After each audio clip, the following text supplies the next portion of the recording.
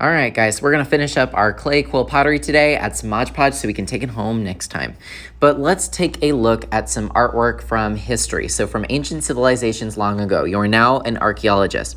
So an archaeologist finds art and some other things that may have been buried into the dirt or left behind by civilizations, and they have to come up with some different assumptions about them.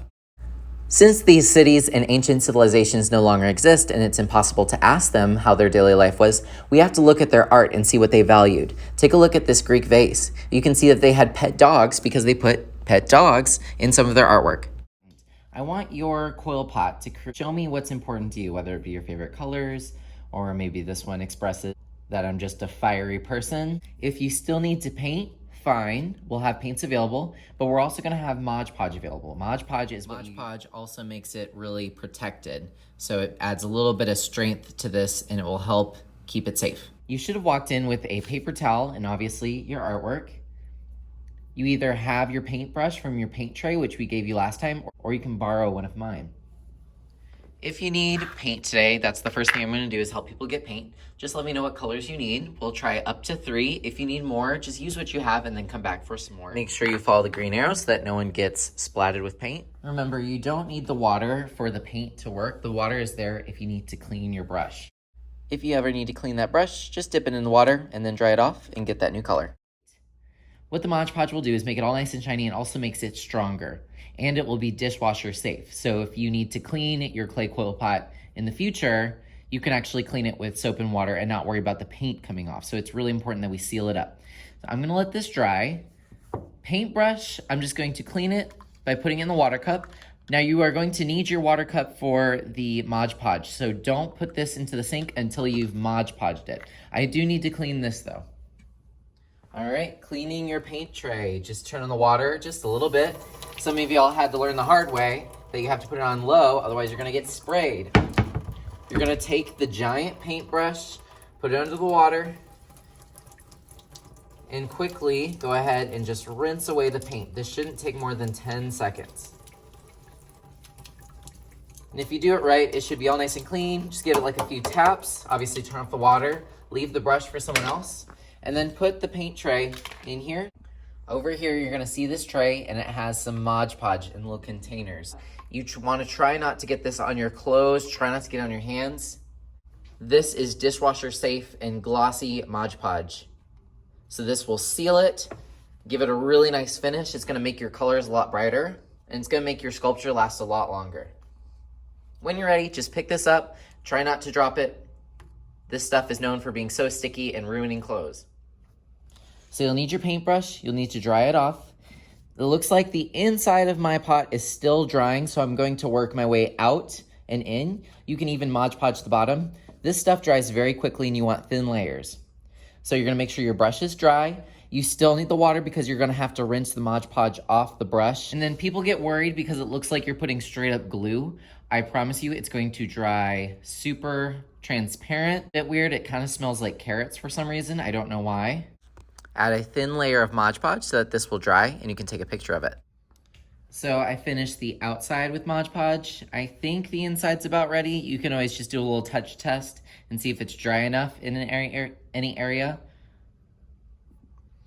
You can even Mod Podge the bottom if you feel like you can get it.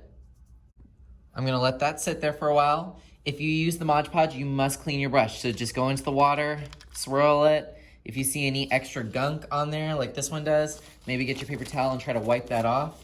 If you see any on the table, we have wet wipes for the dirty tables and we also have wet wipes for the hands. If you and your partner are done, you can put the water cup in the sink. Remember, don't leave your paintbrush with it because that's yours, unless it was one of mine that you borrowed. Please clean it. You can put the Mod Podge back on the tray because someone else can use it. Your paint trays need to be dried and put in the dishwashing rack. If you finish early, you can let it dry, but there is something I need from you. I need you guys to pull up your portfolio and get a photo of your quill pot by sometime today. Mine is still drying, as you can see, but it's starting to turn really shiny. If you need to let it dry for a little bit, that's totally fine. We have virtual stations under classwork. You can find your portfolio by swiping up and then typing art, A-R-T, and you should be able to find your portfolio that way. And you'll just see your name, Art Portfolio.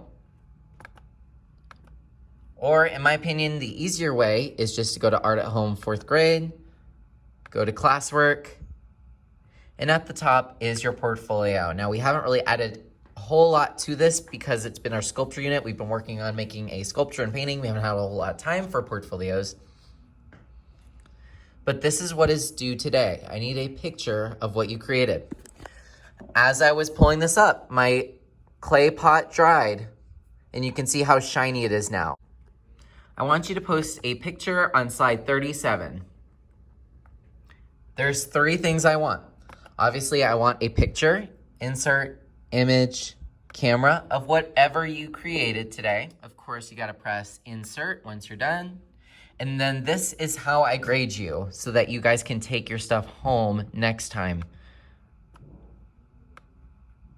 That way I don't actually have to lift up and touch your stuff to grade it. I can just look on here. So I can't let you take your artwork home until there's a picture on your portfolio. 2, I want you to change the background, easy peasy, but make your background something special to you. So maybe I want to make my background fire.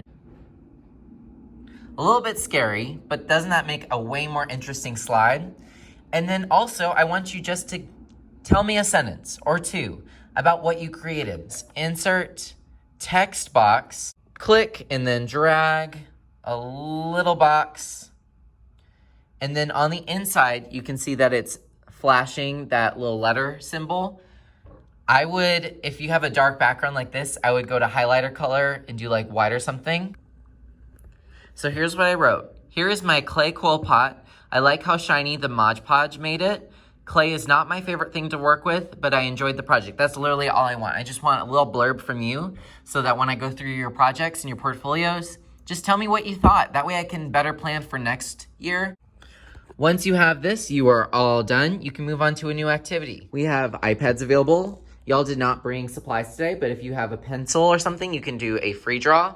We also have origami. If you would like to do origami, or maybe you want to do an art game, you can go to virtual art stations, or you can even work on something for another class. But just make sure that I see your portfolio. Remember, I want a background, I want a little blurb, and I want obviously a picture of your work so that we can package these up and take them home next time. So be here next week, please. And then as always, put your creation in the 4th grade bin when it's dry so I can keep it safe from the next grade level. Have a good day.